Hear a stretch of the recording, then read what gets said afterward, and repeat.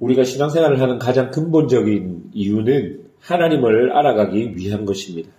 하나님을 안다는 것은 그냥 하나님이 이런 분이다, 저런 분이다, 그런 정보만을 아는 것이 아니라 하나님과 동행하면서 그분을 경험하며 그분과의 관계에서 교제하며 추억이 생기는 것을 말하는 것이죠.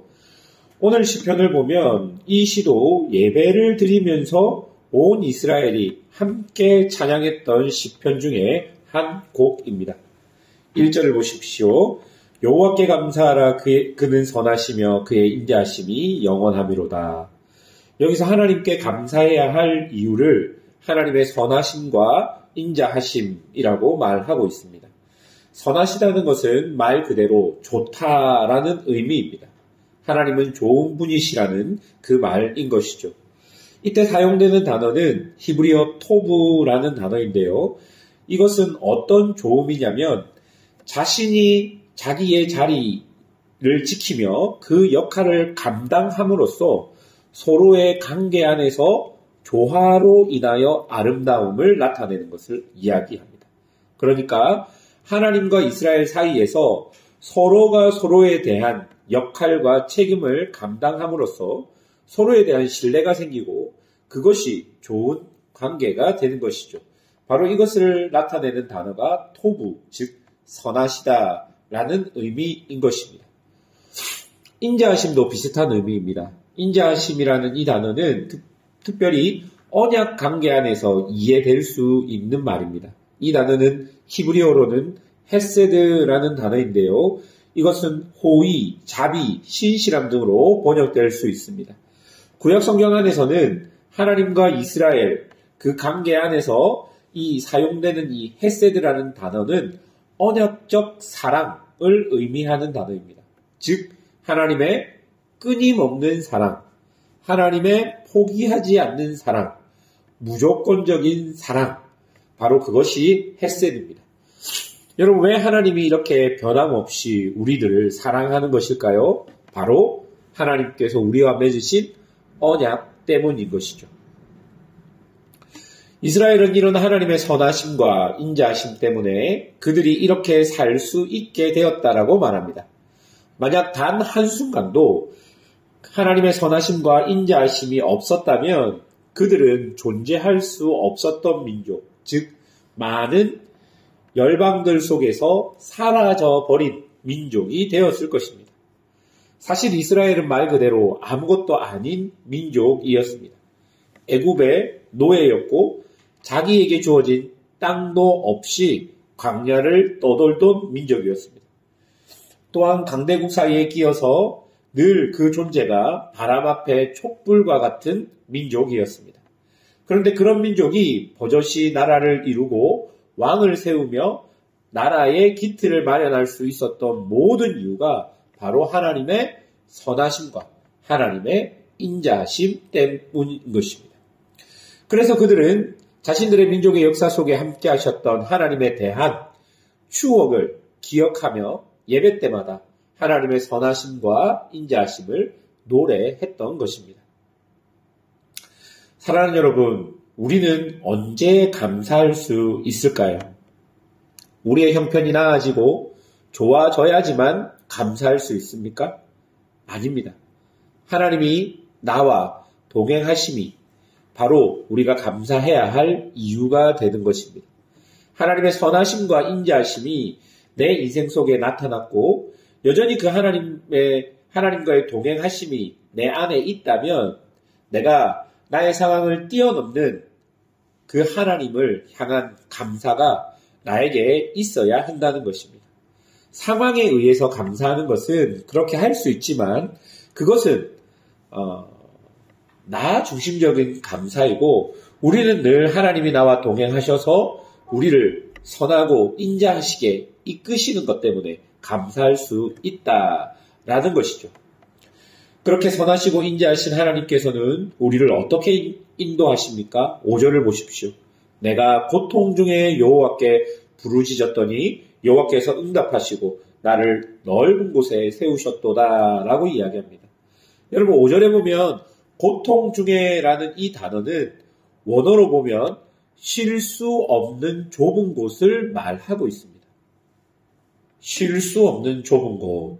그러니까 궁지에 몰려서 점점 나의 자리가 없어지는 것을 의미하는 단어가 고통중해라는 단어입니다. 그런데 여러분, 하나님께서 이런 자들을 어떻게 하셨다고요? 넓은 곳에 세우셨다라고 말합니다. 궁지에 몰려서 점점 나의 자리가 사라져버리고 있는데 하나님께서는 그런 자들에게 다시 넓은 곳으로 세우셨다. 이 말은 회복시켜 주셨다라는 말이 되는 것입니다. 다시 자신의 역할을 감당할 수 있도록 삶의 자리를 부여해 주시고 삶의 역할을 부여해 주시고 다시 삶의 자리로 돌아갈 수 있도록 회복시켜 주셨다라는 것입니다. 여러분, 병원에 장기간 누워있는 환자들을 보십시오. 그 환자들의 소원이 무엇입니까? 다시 자기의 삶의 자리로 가는 것입니다. 다시 일을 할 수 있는 것이고 다시 가족들과 정상적으로 밥을 먹고 또 자신의 삶을 살아갈 수 있는 것들이 그들의 삶의 자리이죠. 그렇게 삶의 현실, 삶의 일상을 회복하는 것들이 그들의 소망일 것입니다. 여러분, 하나님께서 왜 이렇게 내가 위급한 순간 부르면 우리에게 응답하시는 줄 아십니까? 6절과 7절에 그 이유가 분명히 나오는데요. 똑같은 문장이 나옵니다. 바로 여호와는 내 편이시라 라는 이 문장입니다. 이것을 원어로 해석하면 여호와께서 나를 향해 서 있다는 의미입니다. 여호와 하나님께서 나를 향해서 서 있고 당신의 눈동자가 나를 바라보고 있다라는 것이죠. 시편 17편 8절을 보면 나를 눈동자같이 지키신다라는 표현이 있습니다.